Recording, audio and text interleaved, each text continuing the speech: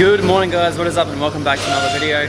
Today we're getting stuck back into the RB25. This is day 2 of the forward facing plus new turbo setup we're going to be going on this car. We've got Max here in the background. He's just got the die grinder in the little coolant sort of port. When it came, obviously being one of the cheaper Plenums on the market, one of the sides is actually flat and wasn't going to work with the little coolant piece that we have to fit in there. So I'm going to have to do a little bit of gentle persuasion to make that fit in, but that's no worries at all. This morning I have taken out the throttle cable. If you guys know, with the forward facing, especially with these like Freddy or Grady kits, you need to go with a longer throttle body cable. You can make the other one work, but it has a really mad kink in it. So I quickly pulled out the other one this morning, and if you guys can see, this one here is the standard R33 cable right there, the red one. If you guys can see, I have a brand new S14 one sitting there as well, and that's probably about as close as I can sort of get them to match up with each other. That's about as close as I can get them to match up there, and as you can see, there's probably a good 5 to sort of 7 centimeters of extra length on that cable there. So a massive thank you to one of you guys that actually sent that out as well. I cannot thank you enough. It's a brand new OEM Nissan S14 cable. I'm pretty sure that a lot of these cables work out of like the N14 Pulsar and just a whole lot of different things. Basically any car with an SR, I'm pretty sure. So, but yeah, we're gonna chuck this back in the car right now. We've worked out pretty much everything now to do with the forward facing. We have Rex going out and grabbing some intercooler piping. Plus we also have him going out, seeing if he can find a few fittings, because we're thinking about upgrading pretty much everything on the turbo side to braided fitting, to braided lines as well. So because we don't like using the stock ones, they're just really annoying to work with. So I'm going to be doing all that. We're also going to have to extend the IAC valve wiring as well, so I might get my hands dirty and do that too. But yeah, apart from that, everything's pretty much ready to go on. The only thing we have left to do now, we're going to get some new dump bolts for the turbo, because half of them snapped in the old turbo. So sorry Hayden from Ataka Garage that I'm actually giving that old turbo to, my apologies. And yeah, so we're going to be doing that very, very soon. So we got new dump bolts coming, I got all new gaskets, everything else going on. Plus we also have this sick new intake pipe that used to be on Max's old R31, so that's going to be making some cool choo-choo noises as soon as that goes back in. But yeah, I'm gonna get back underneath the dash and fit this thing straight in. So let's do it. Cleaning up this absolute arse.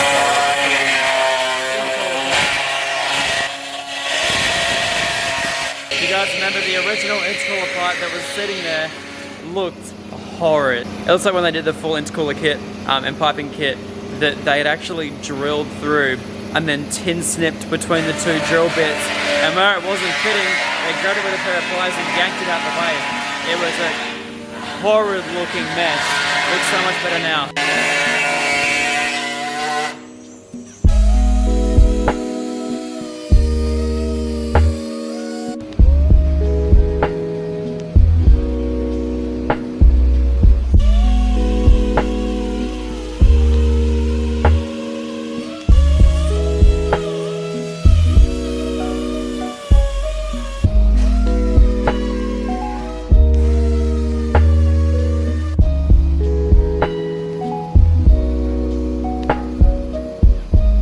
So I'm just mounting up the fuel pressure reg, and what I actually found, the original fuel pressure reg that normally sits down here, the mounting bracket for the FPR 800 literally fits in the exact same spot. So what we can do is we can actually just mount the reg in a way, something around about like that right there. So we're able to adjust it from the front. We have the gauge up there, which we'll be able to see from down there. We have the reference up here, and then we can have it sort of, then obviously we have the fuel coming in the bottom there and going out to one of the side ones as well. So that'll literally work perfectly. So yeah, we'll mount all that up right there, and that should be sweet.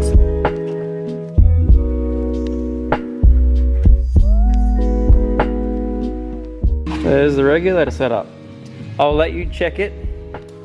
There you go, what do you reckon? Very nice.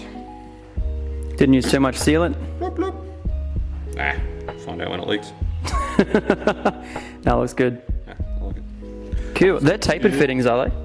Yeah. Ah, okay. Yeah, right. Yep. So yeah, tapered fittings. Very cool. So then, so that should be all sweet. Yep. Just goes in there like so. That's correct. Put it. Simple as that. Return. put a circlip around it. In from the rail, return to the tank. Yep. Bob's your auntie.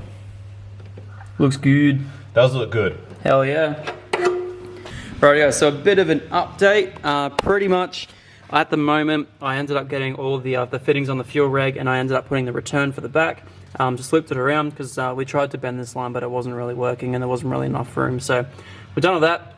It's all bent around the back of the fuel pressure reg. I've also mounted the fuel filter upside down, so that way it gives us a little bit more space to clear with the forward facing. The bracket's upside down, not the filter.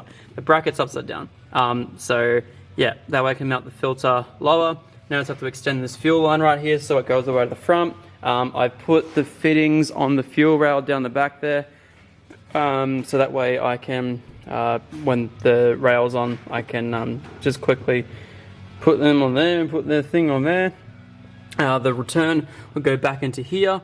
And then I have fittings on the manifold there, so I can put a vacuum reference and boost reference and stuff for the fuel pressure reg. And yeah, did everything I said kind of make sense then? Yep. Awesome.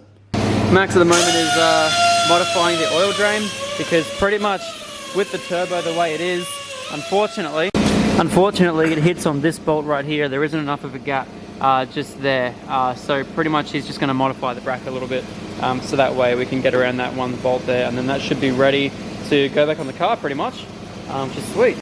In the meantime as well, Max managed to find this catch can sort of sitting up there as well, so I'm going to find somewhere in the engine bay to finally mount a catch can, because I don't know if you guys noticed last time. Where's my original catch can? Oh yeah, here we go. That's it right there. That's my catch can. So yeah, it'd be nice to put one in. So we'll definitely get that in right now.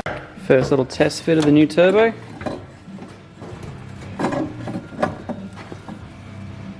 No, we should have heaps of room. Beautiful. That should be okay. Something like that. You just flip the flange, couldn't you? Then you have it high mount. No. Turn the turbo upside down.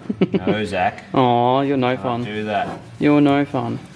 Rightio. So my GoPro died, but that's okay. Got the fuel pump out, got the Walbro 255 out in place of the 460. The only thing is this one here came out my Falcon, so the plugs are completely different, so I've got to change around the plugs, which shouldn't be too hard at all, but yeah, I have that all mounted up, ready to go. Got submersible fuel line, or fuel hose in there, and yeah, everything fits up nicely. So all I've got to do now is change over those plugs, and then I can put everything back together. Then yeah, we have a 460. Mint. Beautiful. So the max heating rod turbo is now on. Just about to put the Plenum on for the first time, and well, sorry, for the second time. Get it all fitted up and see how she looks. Fuel pump is now completely done. She's nice and happy in her home. Hopefully I did all the bracketry right and everything, because I didn't want to be putting my hand back up in fuel, because it really hurt my hand. It's all red and dry and everything. It feels terrible. But yes, so now what we're doing, Max is just making some cool little pipes so we can go from top of the turbo down to here, so they should be sweet. And then you guys remember we also cut this out this morning, so we're going to be fixing all that up, and yeah, be all mint. Can't wait to see it with the Plenum on it. It's going to look so good. Hell yeah.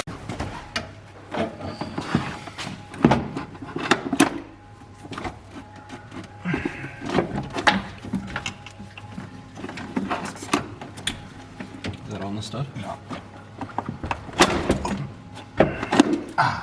Rightio, so we just had dinner, back in the workshop now.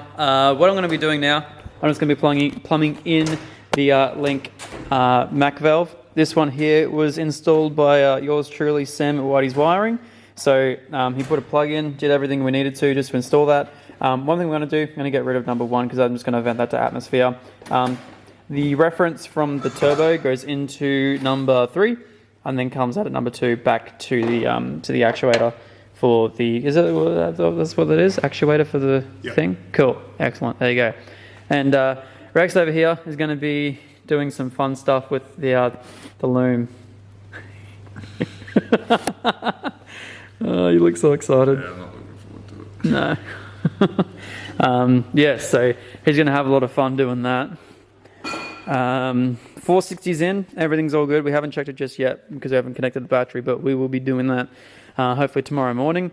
And the only thing's pretty much left to do is just connect everything underneath the intake there. Pretty much everything on the hot side's done. Intake's done, all the intercooler piping's done, even though it looks a little bit bloody janky. Nothing wrong with that. It all works. Once the Mac valve's done, everything on this side will be done. I've already done, Max had pretty much all the stuff here for the intercooler piping, which we're going to be using.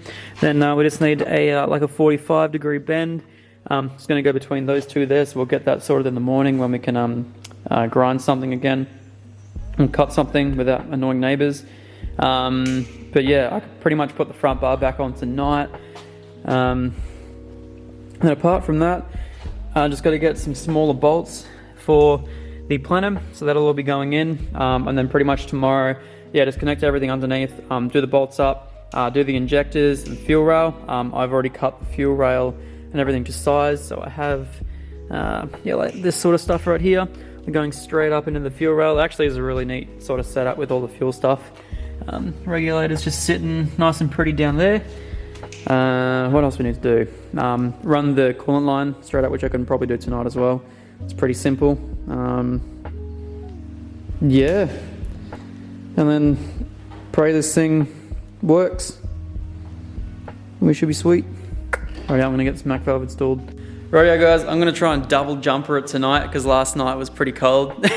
But no, in all fairness, got a whole heap done to the Skyline today. It's looking like a car again. Tomorrow should only be little things. Well, hoping. Ended up getting a lot of the coolant piping all done. Rex finished off the injector loom as well, so that's all sorted. Everything about the car is pretty much all done apart from just this this Plenum side here. So we'll get that all sorted tomorrow.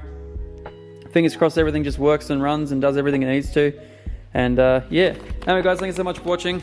Ever remember, go check out the link in the description down below if you do want any parts at all from Max Speeding Rods. There's a link down there, plus there is also a promo code if you want to use it.